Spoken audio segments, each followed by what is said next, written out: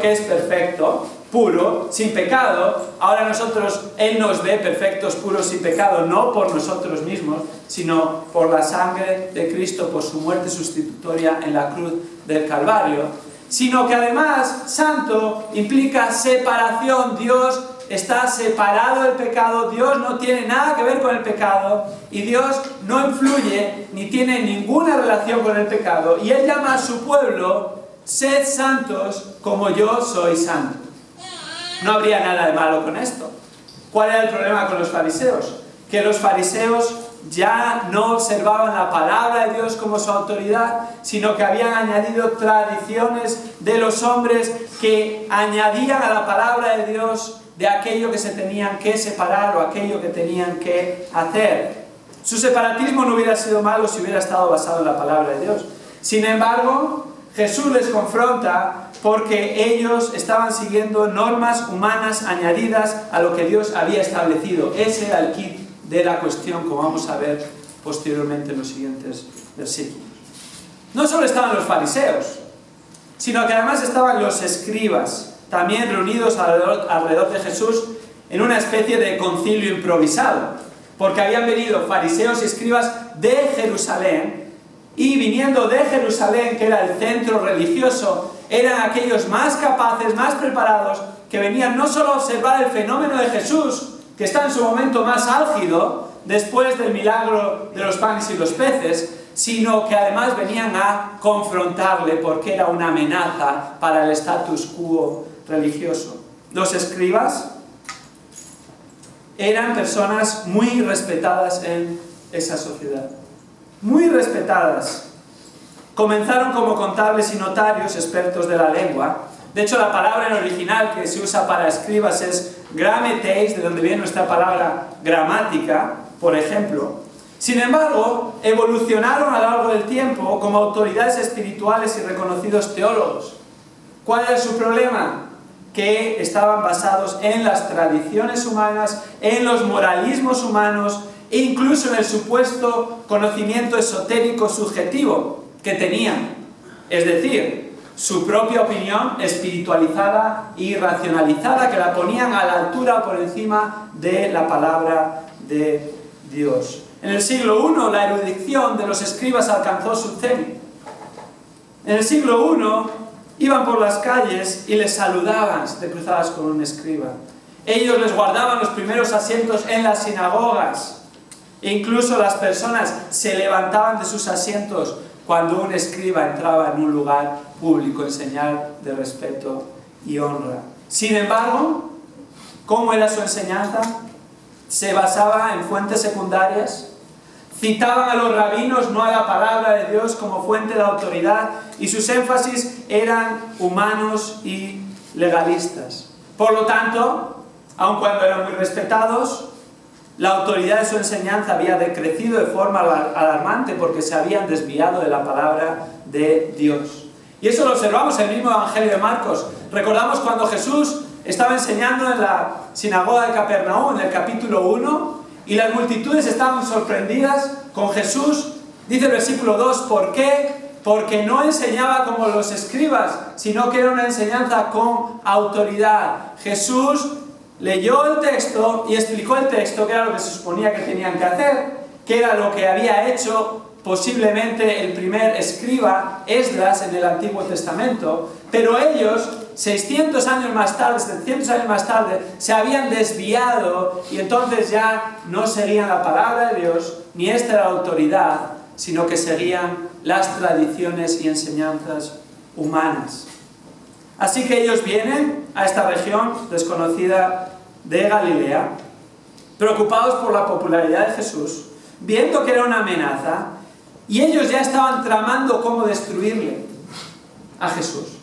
Marcos capítulo 3, versículo 6, nos dice que los fariseos, junto con los herodianos, que eran los seguidores de Herodes, que era el tetrarca, el gobernador de Galilea en aquel tiempo, estaban tramando ya cómo destruir a Jesús. Y los escribas de Jerusalén anteriormente habían acusado a Jesús en Marcos capítulo 3, versículos 22 al 30, de hacer sus obras no por el poder de Dios, sino por el poder de Satanás, lo que Jesús posteriormente calificaría como el pecado imperdonable. La situación ya estaba realmente en su momento álgido. Era una posición clara y su meta común y final era desacreditar a Jesús, su influencia sobre las multitudes y finalmente acabar con él. Así que la visita de estos escribas, estos fariseos, no es bien intencionada. Y ellos no venían a aprender con sus preguntas, sino a atacar a Jesús. Con esto en mente, el versículo 2 nos dice que observan algo los discípulos de Jesús que les da pie a sus planes preconcebidos y prejuiciosos en su contra. ¿Qué sucedía? Dice el versículo 2, que observaron que algunos de los discípulos de Jesús estaban comiendo el pan con manos inmundas, es decir, sin lavar. Ahora hemos de entender, de nuevo, hay una brecha cultural de 2 siglos, bueno, de 2000 años realmente, entre nosotros, 2 milenios. No es que no se habían lavado las manos para comer como nos enseñan nuestros padres cuando somos niños, ¿verdad? Antes de comer tienes que lavarte las manos. Esta no era una cuestión de salubridad, sino que era una cuestión ceremonial. Ellos consideraban que si no se lavaban las manos de cierta manera que ellos habían establecido, eran ceremonialmente impuros, porque habían estado en contacto con cosas profanas, no habían sido purificados por este supuesto acto de lavamiento que supuestamente les limpiaba de la contaminación. ¿La Biblia decía esto? ¿Esto estaba basado en la palabra de Dios? No. Ahora, hay que decir, la ley mosaica prescribía los lavamientos ceremoniales para los sacerdotes. Sí, había ahí algo de verdad en un punto, en el pasado. Levítico 22, versículos 6 y 7, nos habla de los lavamientos ceremoniales para los sacerdotes, pero no era requerido para ningún otro judío el lavarse las manos de una manera particular antes de comer. ¿Quién había establecido esta norma? No había sido Dios ni su palabra, habían sido los religiosos, los fariseos, los escribas, basado en preceptos de hombres, que estos tenían su base igualmente en tradiciones y enseñanzas de otros hombres. Y esa era su autoridad para cuestionar a los discípulos de Jesús. De hecho, estos lavamientos eran una tradición relativamente reciente.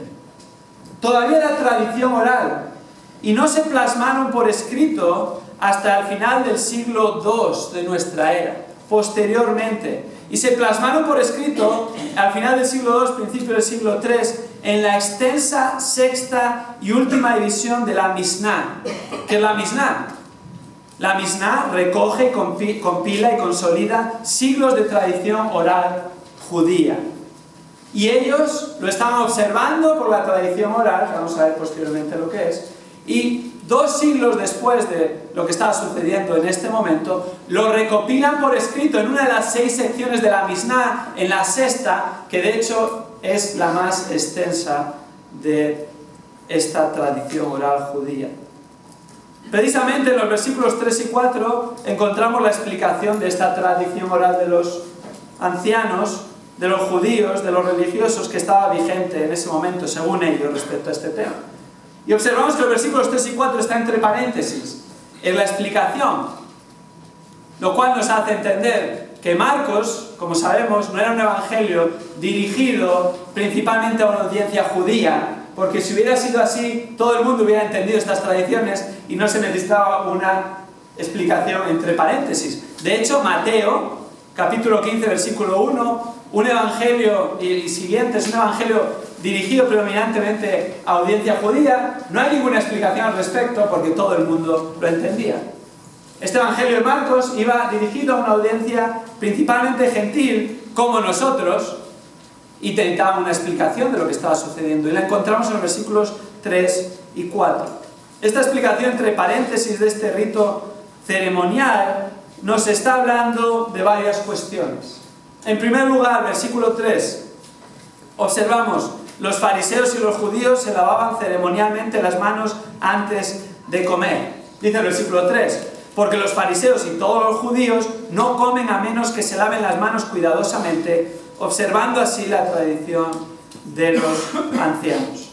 Se lavaban ceremonialmente las manos antes de comer, y si no lo hacían, no comían.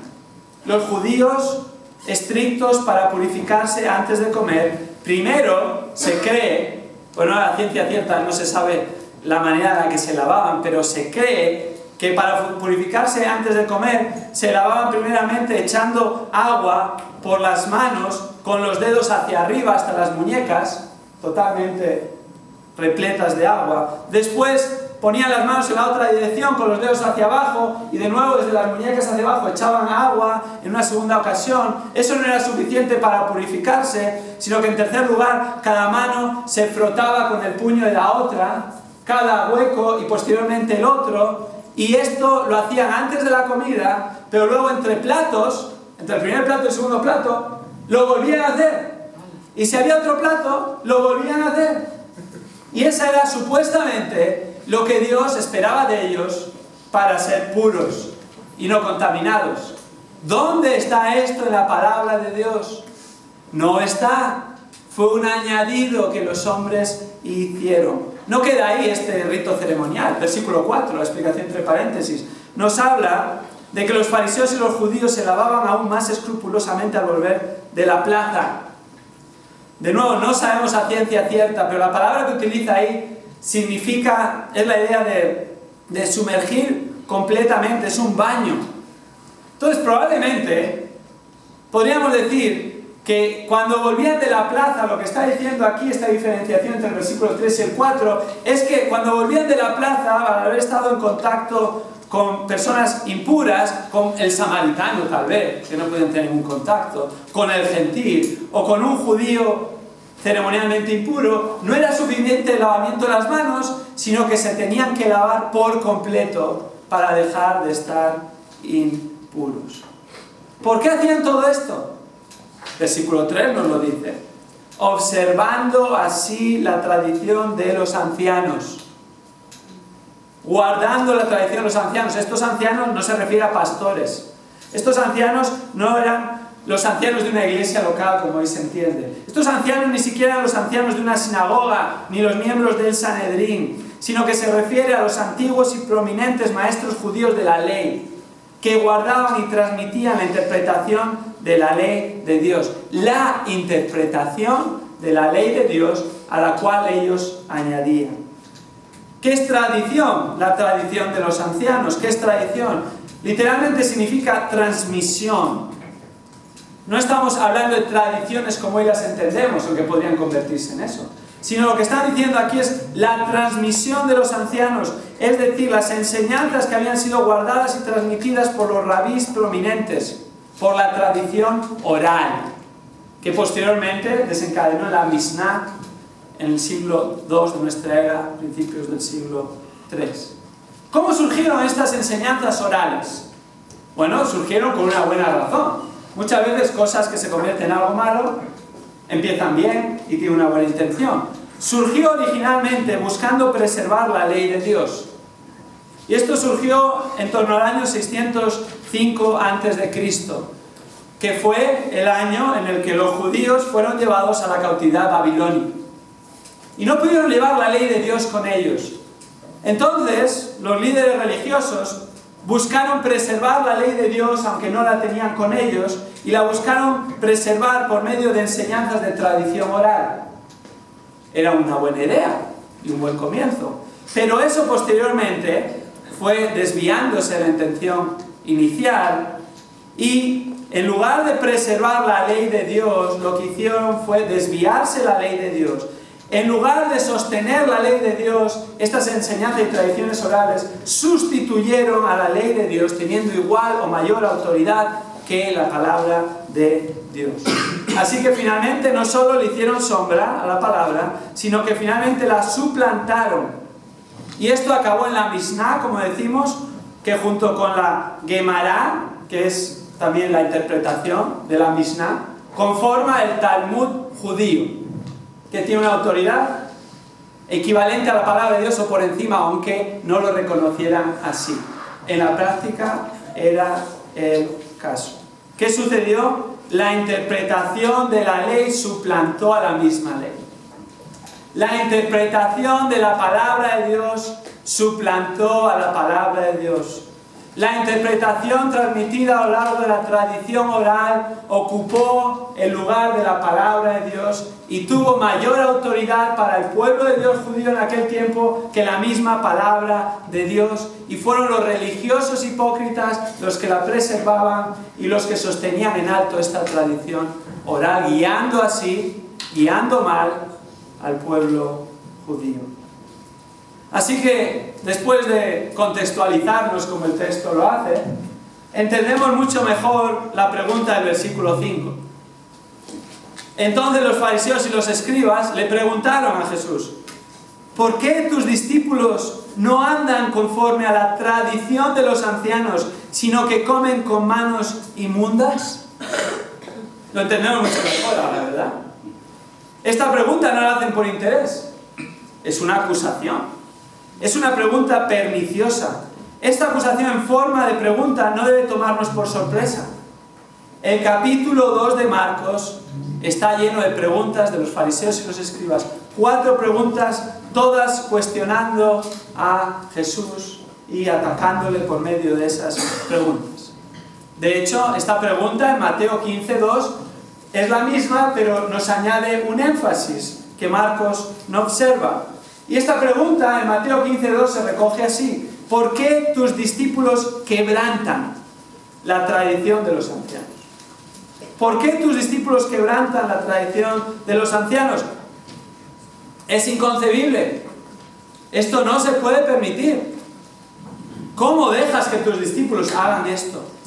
No están siguiendo la tradición oral que como judíos hemos observado los últimos 600 años. Esto es una afrenta. Ocupaba, en realidad, el lugar de la ley de Dios. ¿Qué habían hecho? Habían exaltado la enseñanza, los preceptos, la tradición de los hombres hasta un lugar que no le correspondía. Fue exaltando, exaltando, exaltando. Y aunque de derecho decían sí, la palabra de Dios es la autoridad y es la palabra de Dios y no dudaban de ello, al elevar esas tradiciones, esas interpretaciones, lo pusieron a la altura de la palabra de Dios, incluso por encima de la palabra de Dios. ¿Y qué acabó siendo de hecho, de facto, la autoridad? Las tradiciones de los judíos, no la palabra de Dios. Y Jesús confronta esto. La exaltación de los preceptos y tradiciones humanas lleva irremediablemente a la sutil abolición de la palabra de Dios de facto, de hecho. Puede parecer ridículo el énfasis que habían puesto los religiosos judíos en aquel tiempo en el lavamiento de las manos. De hecho, cuando pensamos las tenían que lavar boca arriba, boca abajo, luego los puños, pues esbozamos una sonrisa al respecto, ¿verdad? Sí, puede parecer hoy en día que es algo lejano y que a nosotros nunca nos sucedería eso, ni nadie en esta sociedad haría algo similar. Pero hoy en día todavía se dan casos similares por los religiosos de la época que exaltan sus propias opiniones, sus tradiciones, las enseñanzas de los hombres prominentes del pasado, y esto les lleva a pasar por alto la palabra de Dios.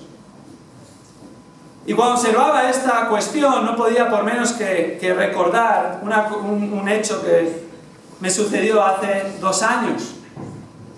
Hace 2 años, cuando los ancianos de la congregación decidieron quitar el tiempo de anuncios y bienvenidas como algo específico del culto y tuviera lugar en otro momento, pues estaban ocupando un lugar, un tiempo, una preeminencia que la Biblia no habla de que haya que tener un tiempo de anuncios en las reuniones.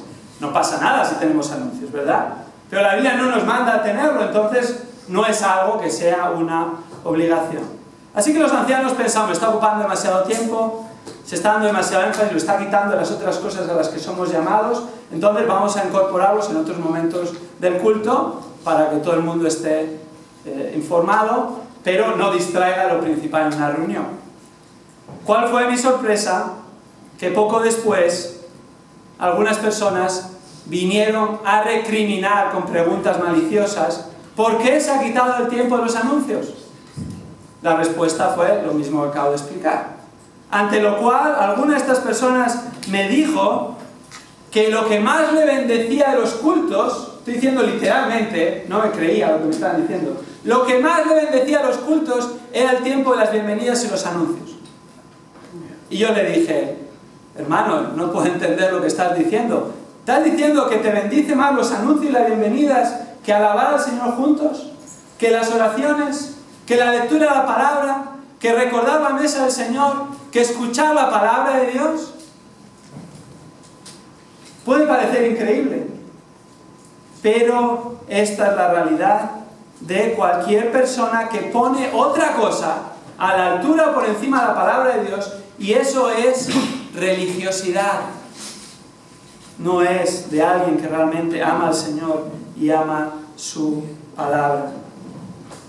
Ahora, ninguna religión, ninguno de nosotros estamos exentos de exaltar los preceptos y tradiciones de los hombres, poniéndolos a la altura de la palabra de Dios.